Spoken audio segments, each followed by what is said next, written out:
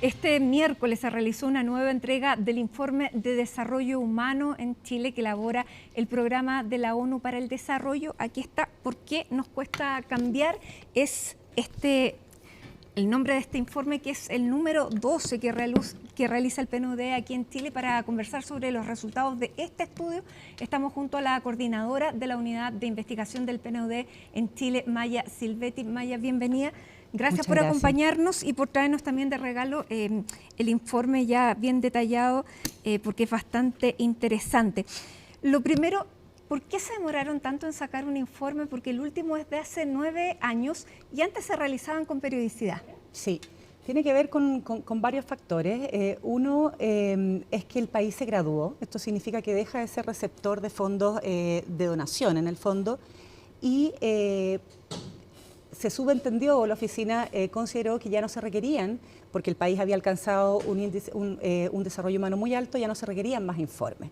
Pero luego claro, vino... el último fue el 2015. 2015, los tiempos de la politización. Pero luego vino el estallido, vino la pandemia, los procesos constituyentes recientes y se consideró que era hora de hacer un nuevo informe, que además han sido un aporte al debate del país considerable en los últimos años. ¿Cómo se hace este informe? ¿A quiénes se le preguntan?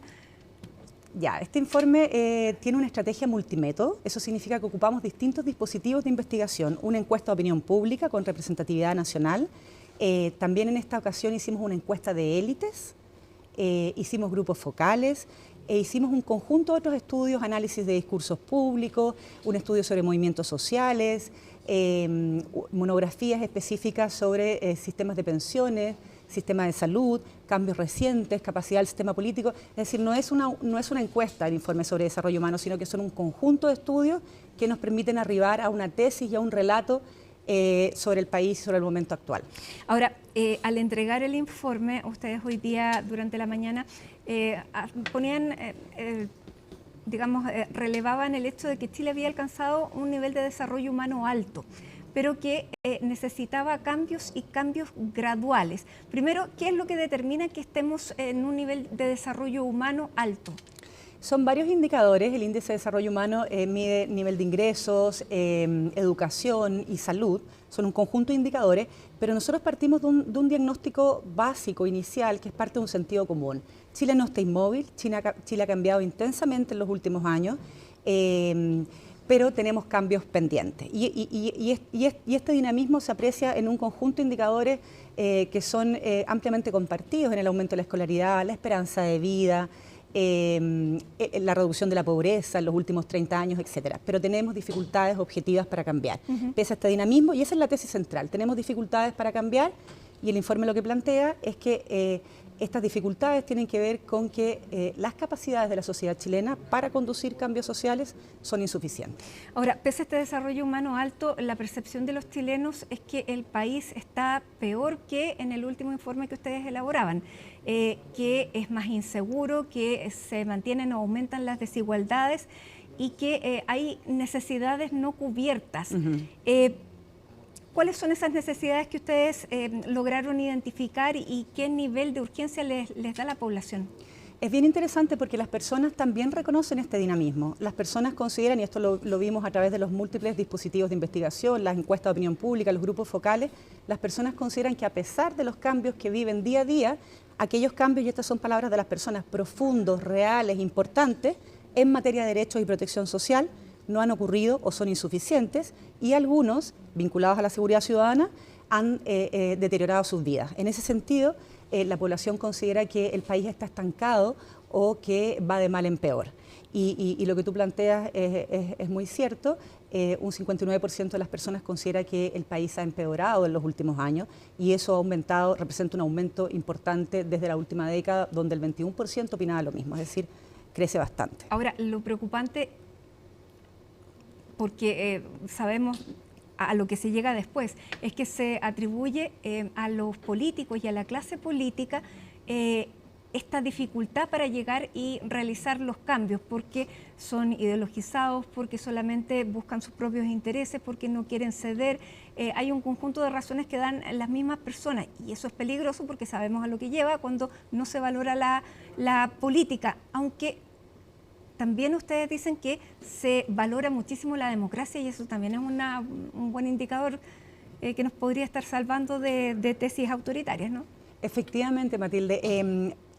Las personas en su mayoría consideran y culpan del estancamiento y del deterioro que perciben en el país a los liderazgos políticos. Consideran que los liderazgos no persiguen acuerdos beneficiosos para el país, que bloquean cambios porque provienen de coaliciones opuestas sin pensar en la población, que privilegian sus intereses personales, y en ese sentido el informe plantea que para la ciudadanía los liderazgos políticos representan los villanos del cambio, los culpables en el fondo. Esto es bien interesante, pero junto con eso el informe también identifica un conjunto de oportunidades, que es lo que tú planteas recién, y es que pese a toda esta evaluación crítica de los liderazgos políticos, las personas tienen una alta adhesión por la democracia y, esto es lo más interesante, valoran el rol de los liderazgos políticos. Por eso nosotros planteamos en el informe que una de las oportunidades para fortalecer las capacidades de conducción social del país es precisamente la valoración abstracta de los liderazgos políticos. ¿Qué significa esto? Que son muy críticos de su desempeño, pero aún así consideran que los liderazgos políticos son democráticamente electos, que esto también es importante, son quienes deben resolver las cosas más importantes en el país. Ahora, ¿esto es transversal o tiene que ver con un sector político al que se esté criticando fundamentalmente? Es bastante transversal. En esta ocasión, en este informe, aparecen más culpados o más castigados por la ciudadanía los liderazgos políticos de oposición que de gobierno, pero es bastante transversal. Bueno, porque además hay ciertas realidades que hacen a los políticos entrar digamos, en esta dinámica de oposición dura, porque es una de las voces que se escucha en redes sociales, pero lo que aparece en el informe de ustedes es que la gente valora los acuerdos. Y yo no sé si, y lo vienen diciendo varias encuestas, yo no sé por qué los políticos no han recogido ese mensaje. Es súper interesante y también es una de las oportunidades que el informe detecta, que es la amplia demanda por liderazgos que promuevan acuerdos, las demandas ciudadanas también porque el debate público no sea polarizado, sino que logren acordar sentidos de futuro, objetivos de futuro compartidos. El informe también analiza los discursos públicos en torno a cambios que generan controversia, en particular pensiones, la ley de inclusión en su momento, y lo que concluye el informe es que el debate público en torno a estas iniciativas de cambio es altamente polarizado y se estructura en torno a dicotomías que no le hacen sentido a la ciudadanía, que son oposiciones que no dialogan, que no permiten el diálogo, que no permiten el aprendizaje mutuo ni la autocrítica, y la ciudadanía lo que está pidiendo efectivamente son liderazgos capaces de llegar a acuerdos y también liderazgos con sentido de futuro. Eso también es importante. Hay una como revalorización de los proyectos comunes que el informe identifica, que es otra oportunidad. Ahora, ¿cuáles son los principales puntos en que la ciudadanía espera cambios? Es bien interesante porque es una mixtura. Los sueños para la ciudadanía de cara al futuro son un país más seguro y ordenado, un país con más derechos sociales y un país con crecimiento económico. Por eso te planteo que en el fondo esta polarización del debate público, donde pareciera que todo se reduciera a Estado-mercado, lo hemos visto a propósito de las discusiones por Enel, pero también con sus términos aledaños, es verdad, colectivo, individuo, competencia, solidaridad, no le hace sentido a la ciudadanía. La ciudadanía espera cambios que son diversos, no se inclina por seguridad o inclusión, sino que aspira a ambas cosas. Llama la atención que dentro de, por ejemplo, cuando se habla de desigualdad, más que desigualdad en los ingresos, lo que está pidiendo las personas es igualdad en el trato, igualdad en las oportunidades frente a problemas de salud, de educación, que no necesariamente significan un aumento de recursos, sino que nos tratemos mejor. Y esto me retrotrae a cuáles eran las causas del estallido social y veo que se mantienen. Se mantienen absolutamente, en general estas deudas del cambio que llama el informe, que son aquellos cambios prometidos por los liderazgos políticos y que las personas perciben que no se han concretado o que han sido insuficientes, aluden básicamente a derechos y protección social.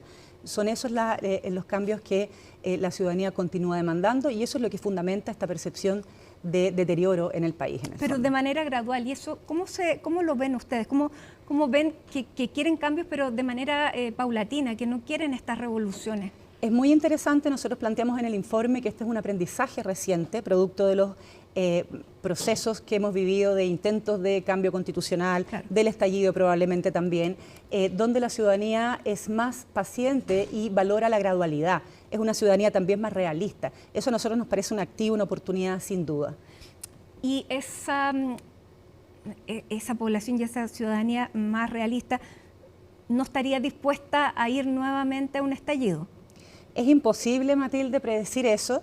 No lo podemos predecir. Por la consecuencia que tuvo el que vimos. Claro, no lo podemos predecir en este informe, yo creo que es difícil que alguien lo pueda predecir, pero sí hay bastantes luces a considerar, por ejemplo, o luces que abre el informe. Por ejemplo, lo que tú planteas, las demandas que estaban presentes en el estallido, en su gran mayoría continúan presentes. Hay un incremento también de emociones negativas, que es preocupante. Es decir, el informe aporta luces y hace interpretaciones, pero eso es algo que no podemos anticipar. Bueno, las emociones negativas también me llamaba la atención que era muy alto, y también ustedes desarrollan un capítulo que es vinculado a los medios de comunicación. ¿Cómo los medios entramos en este debate? ¿Somos un aporte hasta ahora? ¿No somos un aporte? ¿Cómo ven los medios interactuar con esta dinámica social? Más que un análisis de medios, lo que hacemos es un análisis de discursos públicos que son, sin duda, difundidos a través de los medios de comunicación. Entonces, lo que mostramos y el foco de ese análisis es cómo, en el fondo, el debate público es polar y es dicotómico. No es lo uno y lo otro, sino que es esto o lo otro. Y básicamente es el análisis que te planteo que no logra recoger la mixtura de experiencias, pero también de anhelos de la ciudadanía. Básicamente de los medios, lo que decimos es que en Chile el sistema de medios está altamente concentrado, pero que eso no es ninguna novedad, pero el análisis se enfoca más bien en los discursos públicos. Ahora, dentro de las ventanas de oportunidad que ustedes ven, está promover la vinculación entre la ciudadanía y las élites. ¿Por qué hay tanta desconfianza entre unos y otros? Porque es en ambos sentidos. El informe plantea un análisis que es bien interesante, atribuye en gran medida las dificultades de la sociedad chilena para conducir los cambios al tipo de relación que construye la ciudadanía con las élites también con la ciudadanía y con los movimientos sociales.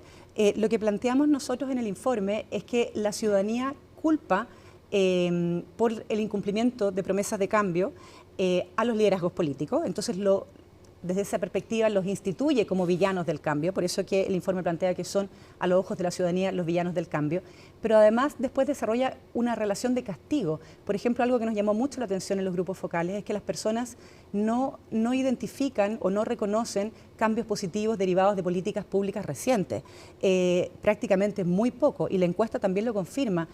Más del 60% considera que en distintos ámbitos, desde pensiones, que tenemos la PGU, en salud, en educación, no hay cambios positivos. Entonces, nosotros planteamos que en una lógica de revancha, la ciudadanía no reconoce cambios positivos. Ahora, también la ciudadanía lo que espera es una promoción del crecimiento económico, que eso está bien vinculado al discurso de las élites y de las élites de oposición. Ajá. Eso es interesante porque de alguna manera esta mixtura nosotros planteamos de las aspiraciones y los sueños de país por parte de la ciudadanía, yo creo que debiese interpelar a las élites para generar discursos que sean menos polarizantes en el fondo y que logren incorporar las distintas demandas y anhelos ciudadanos. Como te digo, no es derecho social o inclusión o crecimiento, son las dos cosas las que quiere la ciudadanía. Y eso es bien interesante de cara a la radiografía de los deseos de cambio que muestra nuestra encuesta y nuestro informe. Maya, de acuerdo a la experiencia que tienen ustedes, ¿cómo se trabaja después que ustedes entregan este informe que es súper contundente? ¿Qué pasa dentro de los colectivos políticos? ¿Qué pasa dentro de los centros de estudio? ¿Cuál es el feedback que tienen ustedes, bueno, de acuerdo a la tradición que también tienen?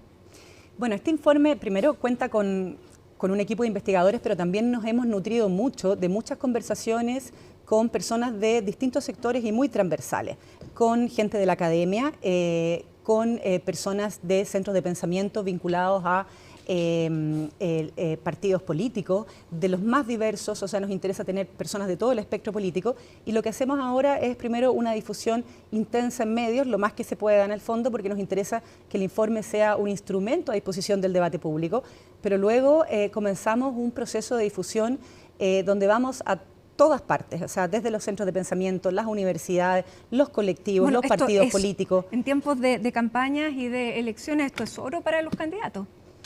Ojalá así sea y lo lean y nos inviten a todas partes porque es nuestra expectativa, también al Estado, al Congreso, a la Biblioteca del Congreso Nacional, la Cámara de Diputados, el Senado. Nos interesa ir a todos y porque concebimos los informes como un aporte al debate público. ¿Las condiciones que tiene Chile hoy hacen necesario que este informe vuelva a ser más periódico? Yo creo que sí, yo creo que los informes sobre desarrollo humano han marcado una trayectoria de aporte del PNUD al país. Y creo que ofrecen una radiografía muy valiosa respecto del momento que vive Chile. Y finalmente, Maya, el cambio que ustedes notaron que les llamó más la atención después de todos los años que vienen realizándolo. A mí me llamó, hay muchas cosas interesantes, a mí me llamó particularmente la atención el cambio en las emociones, el incremento de emociones negativas y sobre todo la preocupación y el miedo. También me llamó la atención el aumento del pesimismo colectivo, en el fondo. Se triplicaron las expectativas sobre el futuro colectivo, es decir, se triplicaron la proporción que considera que Chile en el futuro va a estar peor, pero también desde el lado positivo me llamó la atención la revalorización de los proyectos comunes. No era algo, hace 10 años, casi 10 años, la mayoría de las personas consideraba que era mejor contar con un país que permitiera a cada uno desarrollar sus proyectos individuales, versus lo que sucede ahora, que es una revalorización. La mayoría considera que es importante que Chile tenga un proyecto común. Bien. Maya Silvetti, muchísimas gracias por acompañarnos como directora coordinadora de la Unidad de Investigación del PNUD aquí en nuestro país. Muchísimas gracias. Muchas gracias, un gusto.